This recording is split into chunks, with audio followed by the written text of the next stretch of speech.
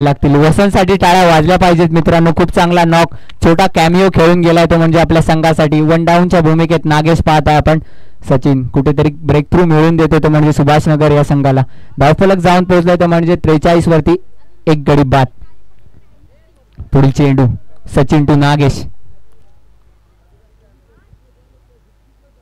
नागेश आल्या आल्या लॉंगॉनच्या डोक्यावरून पुन्हा एकदा उत्तुंग असा 6 धावा.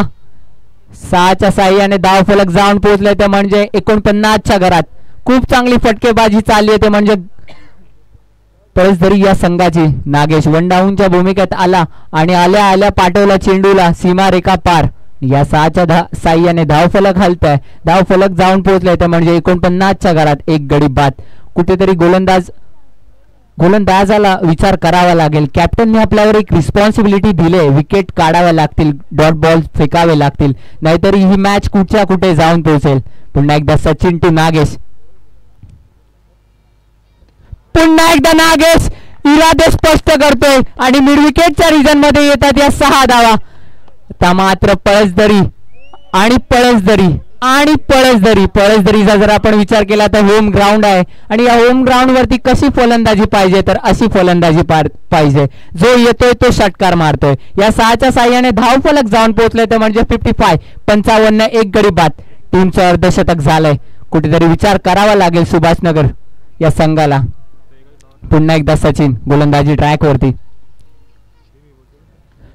पुन्हा एकदा नागेशचा प्रयत्न आणि सक्सेसफुल ठरतोय. पुन्हा एकदा 6 हॅट्रिक येते ती म्हणजे नागेशच्या माध्यमातून आणि पंचांचा इशारा येतो इथे षटक समाप्तीचा. 2 षटकाच्या समाप्तीनंतर धावफलक जाऊन पोहोचले ते म्हणजे 61 वरती 61 1 लॉस्ट. अर्थातच काय फटकेबाजी चालली आहे मित्रांनो. आपल्याला अमोलच्या माध्यमातून 6 हॅट्रिक पाहायला मिळेल, त्यानंतर नागेशच्या माध्यमातून 6 हॅट्रिक पाहायला मिळाली आणि वसंत सुद्धा एक चांगला कॅमिओ खेळून गेला. होम ग्राउंडचा ऍडव्हान्टेज तर उचलतोय पळसधरी संघ, परंतु असा ऍडव्हान्टेज जर उचलला तर निश्चितच ही धावसंख्या एक डोंगर बनून राहील ते म्हणजे सुभाषनगर या संघासाठी. पुन्हा एकदा कॅप्टनला एक टीम मीटिंग घ्यावी लागेल आणि एक चांगला गोलंदाज आपल्याला काढावा लागेल आणि या गोलंदाजावरती रिस्पॉन्सिबिलिटी देऊन ब्रेक थ्रू पाहिजे. जर ब्रेक थ्रू मिळाला तरच आपण या मॅच मध्ये पुढे जाऊ शकतात. तरी म्हटलं ना मित्रांनो, क्रिकेट हा निश्चितांचा खेळ आहे. धावफलक जाऊन पोहोचले ते म्हणजे 61 वरती. काय फटकेबाजी चालली आहे मित्रांनो. अमोलने 6 हॅट्रिक ठोकला, त्याच्या मागोमाग नागेशने 6 हॅट्रिक ठोकला. गोलंदाजी ट्रॅक वरती गोलंदाज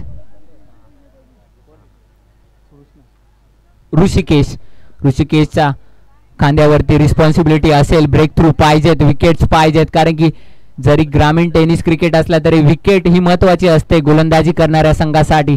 पुन्हा एकदा ऋषिकेश फेस करेल अमोलला. अमोल दरेकर 6 हॅट्रिक लगावलाय त्याने पहिल्या षटकात. पुन्हा एकदा अमोल दरेकर जर फिल्डिंग सेट केले ते म्हणजे mid wicket, long on long of.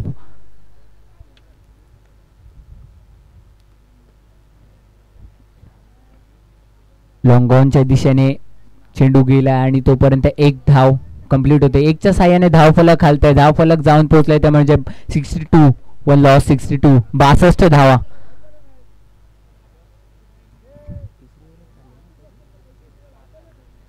तिसऱ्या षटकातील पहिला चेंडू, त्यानंतर दुसरा चेंडू ऋषिकेश. पुन्हा एकदा नागेश. फुल टॉस पद्धतीचा चेंडू, पंचांचा कॉल येतो. It's no ball, no +6. अर्थातच नागेश भडकलाय. नागेश मिड विकेटच्या रिजन मधून येत 6 धावा.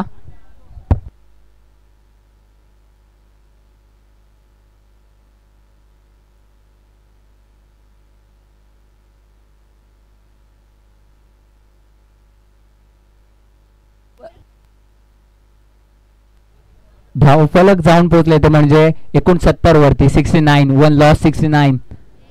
काय फटकेबाजी चालली आहे मैदानाच्या आतमध्ये. Home ground advantage. पुन्हा एकदा नागेश मारतोय हा सलगचा 5वा षटकार. मगाशी 6 हॅट्रिक, त्यानंतर त्याच्या अगोदरच्या बॉलवरती मिड विकेट आणि पुन्हा एकदा मिड विकेट. हा येतोय का 6 चेंडूंवरती 6 वाला षटकार नागेशच्या माध्यमातून पाहणं आवश्यक असेल. ऋषिकेश कुठेतरी कमबॅक करावा लागेल. धावफलक जाऊन पोहोचले ते म्हणजे 76 अर्थातच 76. काय फटकेबाजी चालली आहे मित्रांनो. ही फटकेबाजी आपल्याला पाहायला मिळते ती म्हणजे अमोलच्या माध्यमातून, ती म्हणजे नागेशच्या माध्यमातून. पुन्हा एकदा ऋषिकेश,